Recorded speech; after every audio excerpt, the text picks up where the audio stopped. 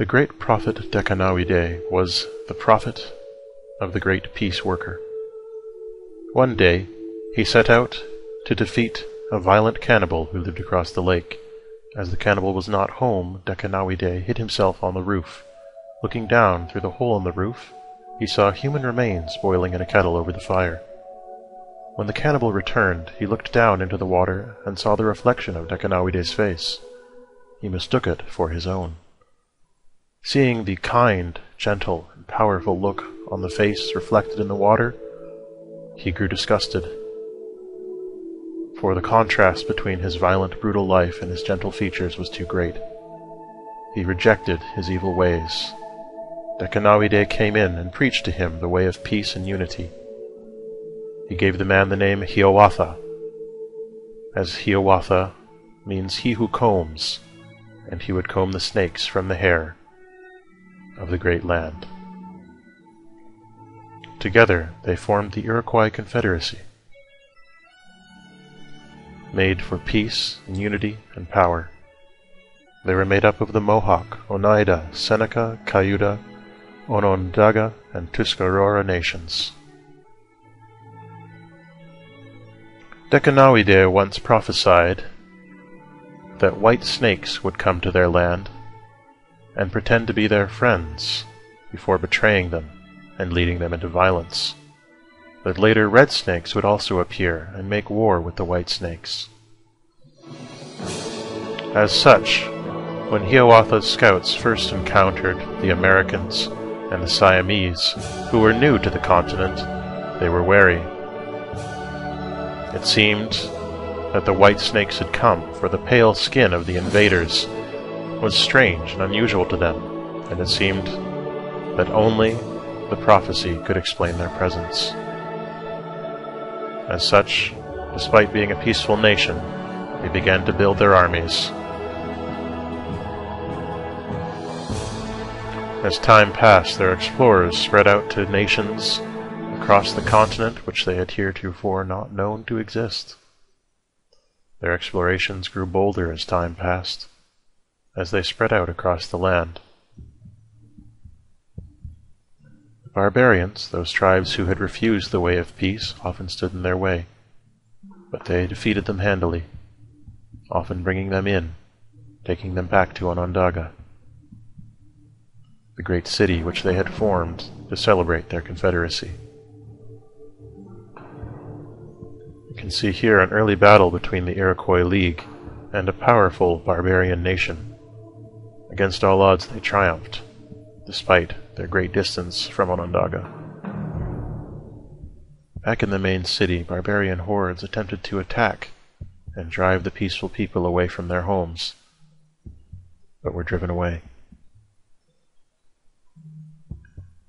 Time came that Onondaga needed a government.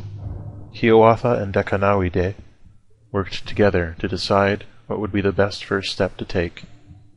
They decided that the people needed a guarantee of freedom. This was the first step towards beginning what would come to be known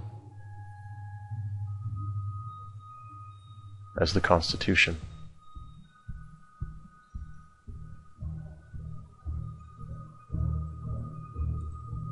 The Six Nations worked together to build an army with which they could defend themselves against the white snakes, named the Americans, and their leader, Washington. It was then that further south they met a new band of violent men called the Aztec, led by the brutal Montezuma, the God King. Hiawatha and Dekanahwideh did not know how they would deal with these jaguar warriors, so their decision was to continue building their army and become a force more powerful than any in the world. This was not because they desired conquest, but merely to strike fear into the hearts of their enemies. It worked. Montezuma backed off. As the Iroquois continued to battle the barbarians and pacify the lands near Onondaga, Washington, too, was plagued by the barbarian natives. He sent emissaries towards Onondaga in an attempt to ally himself with the Iroquois League. The prophecy of the white snake loomed large over the proceedings. Dekanahwideh urged his people not to trust the Americans, though Hiawatha felt that perhaps it would be best to take advantage of an alliance this early on. However, an alliance was refused. In a council of the elders, it was decided that the prophecy of the white snakes was simply too ominous, and the appearance of the Americans was simply too accurate to ignore. Their false declarations of friendship were rejected, and it was then that the red snakes appeared, led by a queen of great power and intelligence and cunning, Elizabeth. The Britons appeared on the eastern end of the great continent. They seemed at odds with the Americans, though it was not a time of war between the two nations. A history existed between them, though none could figure out what that history was. During this time the Siamese were quiet, despite their efforts to explore Onondaga and take stock of the Iroquois nation's power.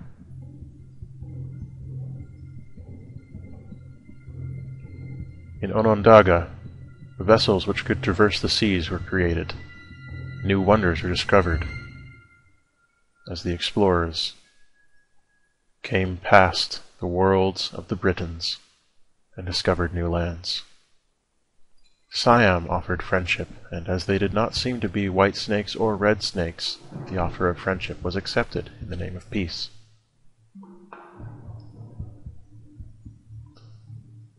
Other bands of Native American tribes had grouped themselves together into smaller confederacies, which they called city-states. These traded with the Americans, the Siamese, the British, and the Iroquois. It was at this time that Hiawatha declared that it was time to take a preemptive strike against the white snakes. The army, he declared, was large enough. All that they needed was the opportunity. When Washington asked them to allow open crossing of their borders, it seemed like the ideal way to get inside and prepare their attack as quickly as possible. So they did, surrounding Washington, hiding amongst the woods, hiding in the wood hills, coming down from the passes of the mountains, coming out of the rivers on their canoes. Back home, the war against the barbarians continued in an attempt to pacify the surrounding area and make Onondaga a safe place for the people. It seemed to be going well, as farming was begun.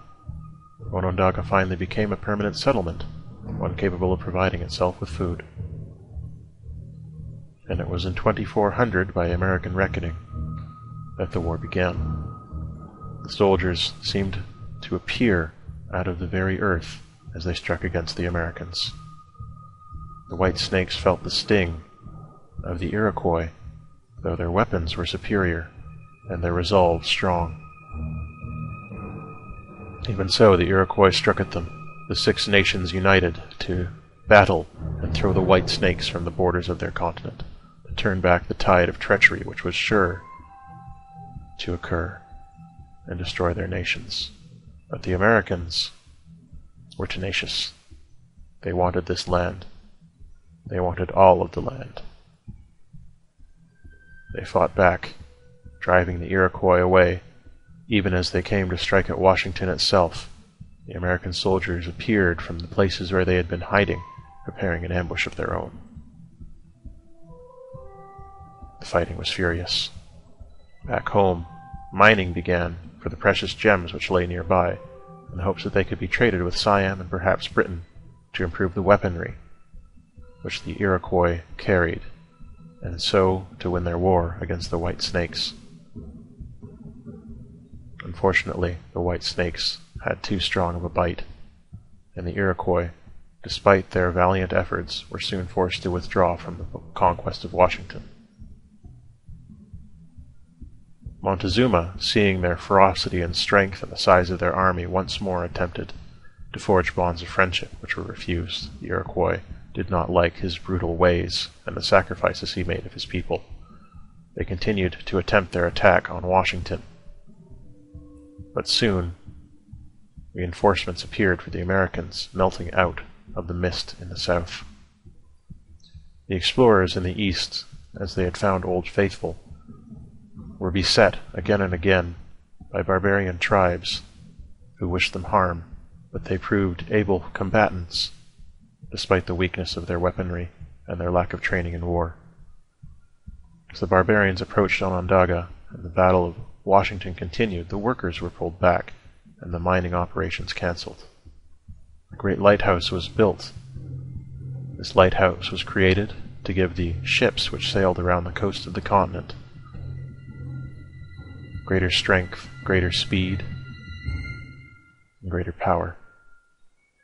So it was that despite the tenacity of his troops, Washington finally admitted that his reinforcements were not sufficient and sued for peace with the Iroquois. As this was not a gesture of friendship but a gesture of surrender, Hiawatha and Dekanahwideh both agreed to accept.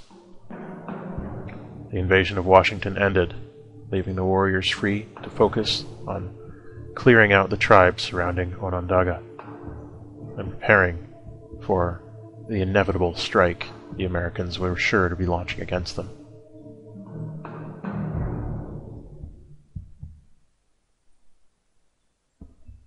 The government continued with the concept of citizenship, the idea that everyone who lived in Onondaga, everyone who agreed to join the path of great peace, had an equal say in how things were done.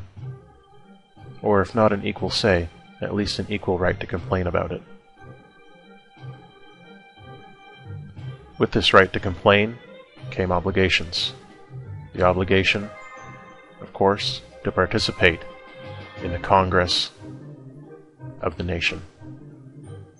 As this was happening, Hiawatha and Dekanahwideh had decided that it was time to expand the lands controlled by their nation. They struck out south down the river,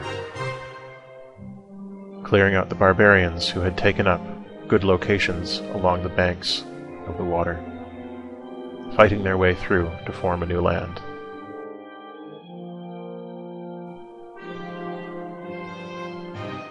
The farms were swiftly completed around Onondaga, as were the mines, and the gems began flowing in, bringing great joy to the people.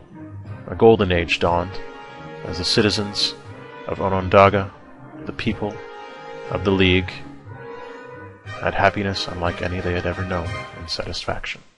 When we return, we will see the fallout of the war with America.